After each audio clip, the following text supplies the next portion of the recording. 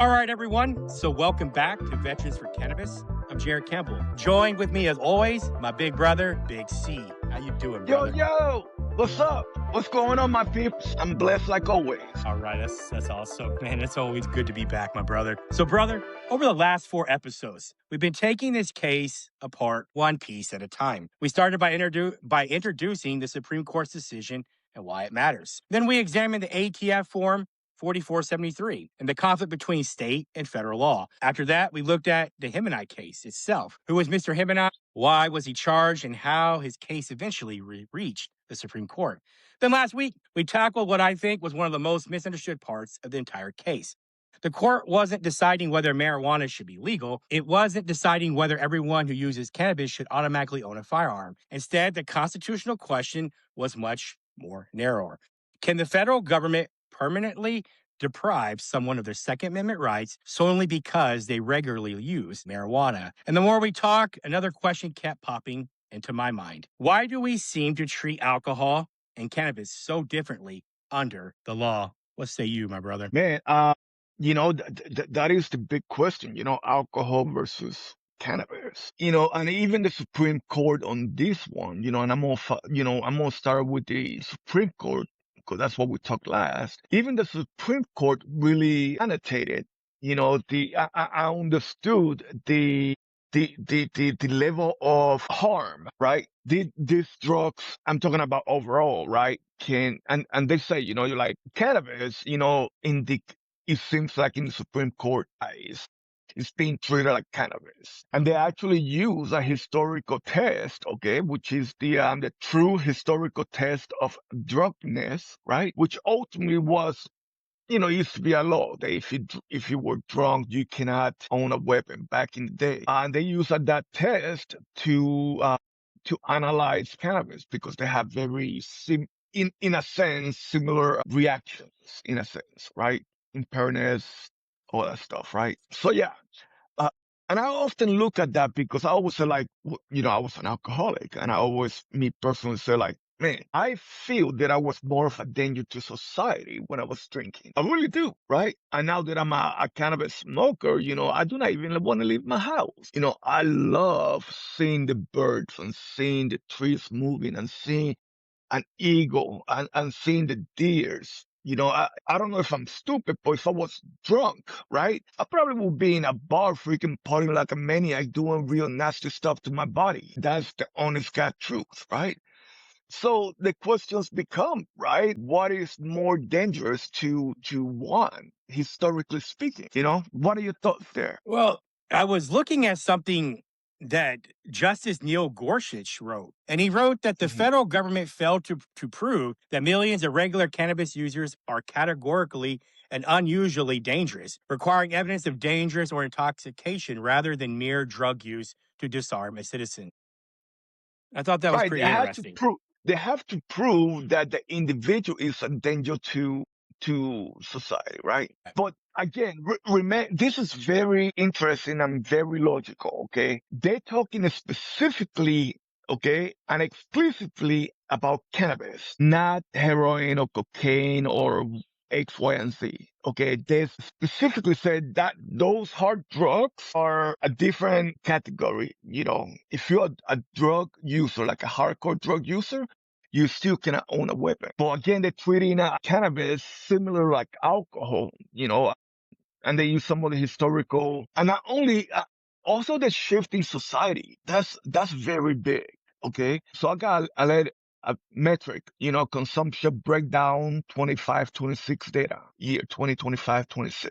Okay. Overall users, 54% of Americans consume alcohol, making a 90 years low. So about 54%, which according to, and I'll give you the link. I just put through AI, but they have the link and I can put it there. But yeah, then it's like in cannabis, 22.3% of Americans report past year use with overall adult rising, right?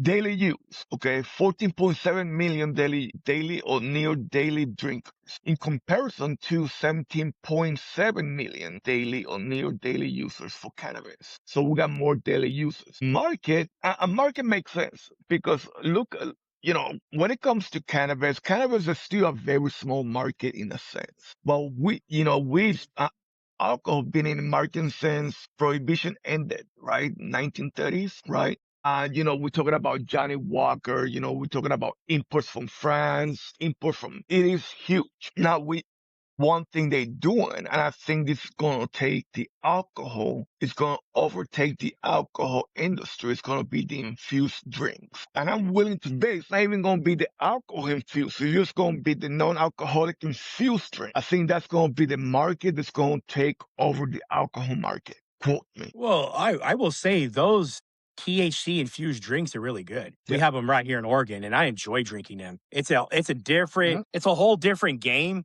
than drinking alcohol. And what you get with them is you don't get the drunk. What you get is the Mhm. relaxation you get from the THC. And you have more clarity of mind. You can enjoy a Mhm. movie, spend time with your family. And I'm actually excited for these infused drinks to see where they go Yeah. as far as the market is concerned, because that's the route I'm trying to go as well. I Yeah. enjoy smoking my flower, but I'm looking to other areas on how to enjoy cannabis that I'm not smoking all the time, but I'm still getting Right.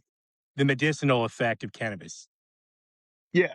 That's interesting. Like, I don't like drinking no more. I feel dirty when I drink. I don't know if that makes sense. I mean, smoking himself. I've never been a smoker. Okay. I'm gonna put that out there. I have never been a cigarette smoker. I like cigars once in a blue moon, but I've always found that stuff nasty. Cannabis, I actually enjoy it, but I do respect my wife. So I got a lot of mouthwash and I clean myself and I got the spray.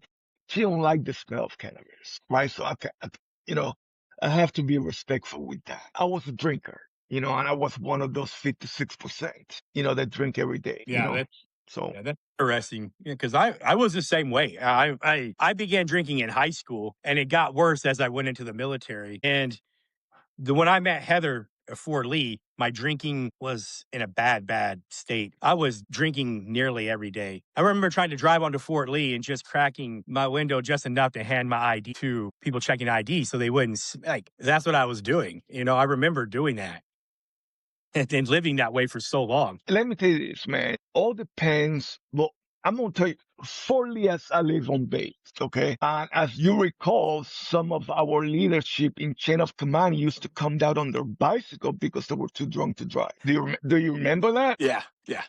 Yeah, I was one of those.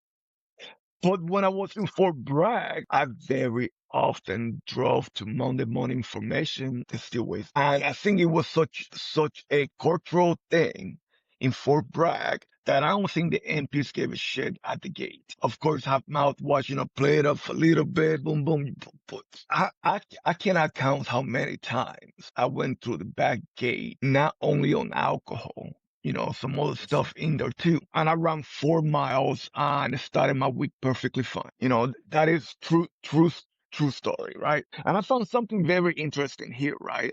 And this is according to consumption tracking data. 16% of Americans cutting back on alcohol specifically choose cannabis product or THC infused beverages as a primary replacement, right? Wow. I mean, I think I'm that 60%, and I think that 16% is going to, if not triple in the 26, 27 census. It's just a cultural shift that's always happened. I mean, look at the politics as an overall. Look at last election. It was a cultural shift, right? I think cannabis is a major part of that cultural shift, and I think, and this is with due respect to everybody else, I want to see a common sense shift where everybody, look, let's take the extreme out of the equation and let's go back where you can be whatever the fuck you want to be, and I'm hoping, we go back to that normalization. That's my hope. But I think it was a cultural shift. I think cannabis was huge on that cultural shift. And I think this trend is going to triple in the next census. I mean, that's what I see happening. Right. And with that, the market of, infused drinks, I honestly will see people, generally speaking, stop drinking daily or weekly, but choose to go to a dry bar and just hang out with a couple of folks and drink some, what was it? Miss Nelson, vodka, non-alcoholic. What's his name? Nelson. Help me here. The singer. Old guy, hippie with a Say that again. he, there's a guy, a musician, okay, last name is Nelson, I believe, who got a cannabis infused drink. Willie Let Nelson. me see if I, Will Willie Here you go. Nelson. Willie Nelson. Yeah, yeah, yeah, His stuff is freaking going crazy. yeah. Non-alcoholic cannabis infused, and it's good. I live in a very conservative town, and I go to a local bar, and they actually have cannabis infused drink, and they swear by it. I go like, dude, drink some of this, man. Like seriously, and it's good. So again, I think it's a huge cultural shift. I think the because it's so big, the alcohol market. I don't see the alcohol market ever going under 50%. But I do see the cannabis market getting as big, if not bigger, than alcohol in the next 10 years. Right. You know, if we want to talk about safety, right? I don't think there has never been a recorded death overdose of weed, but how many of alcohol? They choke them themselves. I mean, given I'm gonna say it, right? I have gotten some good weed, and I get the munchies, and I eat a lot of candy, and sometimes I get a bellyache. That could happen too. But it's different, I guess. I'd rather eat more candy than not. But I mean, I love ice cream. That's the fight with me and my wife. And my wife hates when I eat ice cream after 10 o'clock because she wants me around for a very long time. I don't care about whatever. Right. But when I smoke my evening doobie, I get the munchies and I want to eat a sandwich and an ice cream and some candy and she gets mad at me. So it is a daily fight. That's all I'm going to say about that. Well, you did bring up some really good points. I was looking at I was reading here that when you were talking about the generational change, right? Mhm. According to one site, it said that Gen Z and millennials, I know that you and I fall into millennials. So Gen Z and millennials are drinking less alcohol than all the older generations because they're favoring that cannabis relaxation that you get from those infused drinks that we were talking about. So we see our generation and Gen Z slowly drifting towards cannabis infused drinks. So I thought, yeah, it's interesting. Mhm. But yeah, Actually, that's why I think our work is so important because yeah, we got to reduce these social stigmas that has to do with yeah. cannabis. Yeah. I just found some data, in looking through AI, and they're talking about acute toxic overdoses, right? Alcohol, highly toxic. Drink roughly 10 times the normal intoxication dose can cause fatal poisoning. I mean, I think everybody knows that. Non-toxic cannabis, non-toxic. A fatal overdose on active cannabinoids alone is practically impossible. All right. Addiction, high for alcohol. Roughly 10 to 50% of regular users develop alcohol use disorder. Okay. And with having potential fatal physical withdrawals on alcohol. In cannabis is moderate. Roughly 9% of users develop a cannabis use disorder. Withdrawal of psychological rather than life threatening. So maybe psychosis, right? Got it. Behavior, impact, alcohol, aggressive, strongly linked to risk taking and violent crimes involved in roughly 40% of violence assault. Cannabis, pacifying, whatever the hell that means. Clinically shown to reduce or neutralize aggressive impulses while intoxicating. In other words, you get lazy as hell. That's what it says, all right? Long-term organ harm. Okay, alcohol, severe, causes permanent liver cirrhosis, brain cell destructions, and multiple organ failure. Cannabis, localized. Okay, whatever the hell that means. Primarily possess respiratory risk if smoke, lack of synthetic cellular toxicality of alcohol. I don't know what the hell that means, but whatever was interesting. Overall, there's a risk for alcohol, but it is at best moderate. Driving alcohol affects drunk driver typically underestimate the impairment resulting in high speed, high risk driving choice. And this is from the National Institution of Health. Alcohol is the primary factor of roughly 25% of motor vehicle fatalities. Cannabis effect. Again, according to the National Institution of Health, drivers high on THC generally realize they are impaired and attempt to use behavior strategy to compensate, such as driving slow, keeping the large distance from other cars. However, their actual reaction speed and the way they look awareness, okay, are severe degraded. Don't smoke and drive, people, okay? And if you do, understand there's a risk. Be a big boy and own it if anything happens. Okay, don't smoke and drive. Don't drink and drive. Cross intoxication danger. Combining even a small amount of alcohol and cannabis completely eliminate a driver's ability to compensate, multiplying the crash risk. Don't smoke, drink, and drive. That's just stupid. Okay, don't do it. Overall, it just seems like alcohol is the factor, okay, the deadly factor in a lot of these studies. That's what it's saying. And again, the question is, right, why did it take so long to realize that? Right.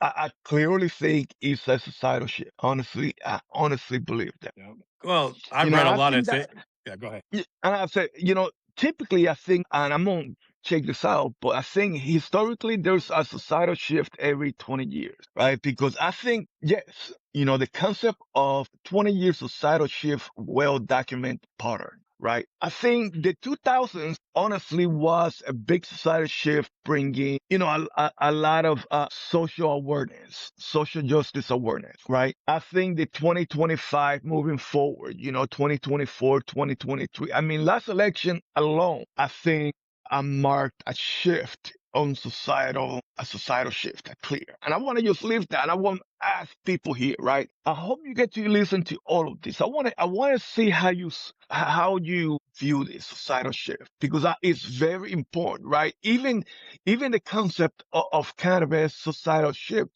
general replacement shift every 20 years, right? Yeah. So even with cannabis, there has been a societal shift. 2006 to 2026, the sale and the alcohol flip.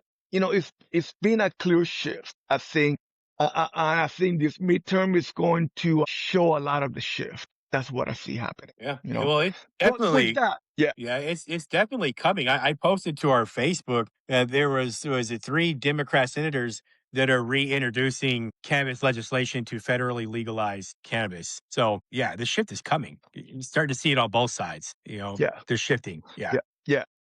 It is. I think they got to look at the money. I know there's a lot of individuals who are anti-cannabis. I'm sure there's a lot of individuals who are anti-alcohol, right? Right. But I think the money we can produce, I do not want to make a deal with the devil for making money for the revenue. But I honestly, personally do not think, cannabis it is evil. It could be evil. And I think that happened with alcohol, right? Alcohol went from a societal occasional drink, right, to a just, this is stupid, right? People just abusing. And that right there is the devil taking possession from something, that could be actual good for you. Occasional alcohol use could be beneficial to you, believe it or not. Tequila has a good side effect of occasional use, not drunkenness, medicinal use. That is the fact. But we just, evil get involved, and then we just want to overuse, get intoxicated. And we have to take our mind away from that. Or at least doing intoxicating and doing stupid stuff, because I think that's where the evil comes. When thoughts become reality. And I think cannabis, you become so lazy, there's no, what are you going to do? Go to the store to get some ice cream? Come on. That's my experience. I just want to leave you there. What are your thoughts? You guys watching, how do you see this shift? Do you see it similar to me? I do not want to get into politics, because everybody has their opinion. Some people, just because you think a way, they take, they criticize you. So I want to take that out of the equation. Let's talk about cannabis. What is your view on the shift, on societal shift when it comes to cannabis? I think the Republicans are getting it, right? Yeah, Let's see how the it's demo. shifting to both sides. I mean, there's three Yeah, Democrat senators yeah, reintroducing that, so it's coming. Like I think it's a matter of time, really. It's I'm the person that and says let's end the damn prohibition on cannabis. Can we end it? yeah, Can we just end it now? I and I mean, the think prohibition needs to end. Right? It's been going on long yeah, enough. Yeah. I honestly think the old man, the big dog, President Trump is for ending prohibition. I know Kennedy is. I know Bobby is, right? But we got to get there. We need more than just. I think that I honestly believe they're doing it right. I don't. Although I do not like the speed of it, I think they're doing it right. They're covering every base. They're doing the studies. They're doing all of this, and I think that is. No matter how much I hate the speed, I think it's the good thing, and I want to thank the administration for that. It's some good work. Yes, Some good yeah, work going on. Like I said, it's just yeah, I think cannabis, people use cannabis. I feel like it'd been more patient than back during the alcohol prohibition and how many people were killed during that. And if you wonder, people with cannabis, how patient they've been, you see kind of the difference is yeah, think about the patience from cannabis users all yeah. these years. Yeah. I'm totally for, make every driving law, reflect cannabis laws, like mirror them. If you're under the influence driving, you get a DUI, right? If you have an open container, where you can, obviously that will be a lit up joint because flower alone, it can, I don't think it has reasonable doubt. You have to have a joint either light up or put out where the cop can literally say, look, this was lit up. Your car smells like weed. I got two reasons to believe that you've been smoking weed. So let's test you out. Right. So I think that is common sense to me, but we got to get there. We got to get the right equipment, the right laws. And I think it shouldn't be hard. Just mirror the drinking law. That's what I say. And with that, I really, we go on 31 minutes and this conversation, we can beat it dead. We can beat this conversation dead. But I want to hear from everybody else. What are your thoughts about the generational shift? I mean, if we have any lawyers, tell me what cannabis and driving laws would possibly look like. What are your thoughts, right? And what else do you have, brother? Not a whole lot. I want to encourage other veterans to come on. Please message me on TikTok, Facebook, YouTube, Rumble. Just leave me a message. I look at those sites a lot. So just message and I'll comment back. And so anybody that wants to come on and talk with us, please, we love to have guests. We want to have more guests. Eventually it'd be cool to get guests that know things, whether they're lawyers or people who've done the research. It'd be cool to have some guests like that on at some point. Yeah. But that's all I really have. But my brother. I want to expand. I want to expand also to outside of veterans too, because I see a lot of older athletes have been switching to cannabis as well. Right. Mike Tyson being one of them. I adore Mike Tyson. We love to have you here. Because I see myself in Mike Tyson. Not because I'm an angry Hispanic guy, but because circumstances got me where I am. But there's been borderline anger issues, and cannabis have fixed a lot of that. And faith is big. But yeah, I want to hear from veterans. I want to hear from athletes out there with injuries. I want to hear from anybody who got to say anything good or bad, because we got to explore the good, the bad, and the ugly, right? Of cannabis use. Okay. Yeah. To the health administration out there, Bobby Kennedy, Mr. Kennedy, and President Trump, keep doing the good work. Senate and House, both Republican and Democrats, you guys work for the people. Do what's right for the people. Okay. Whatever that means to you. All right. And for everybody out there too, same thing for you. Do what's good, what's truly good for you, right? If you feel dirty, if your body feels, you stop, right? But do what's good for you. Jared? That's all I have, my brother.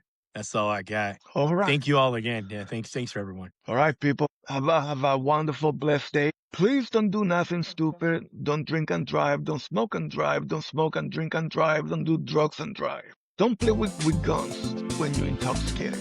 Okay. God bless, and we'll see you guys later. Peace. God bless you all, and please be safe. If anyone out there needs somebody to talk to, I'm here. Right, that's all I have. You could.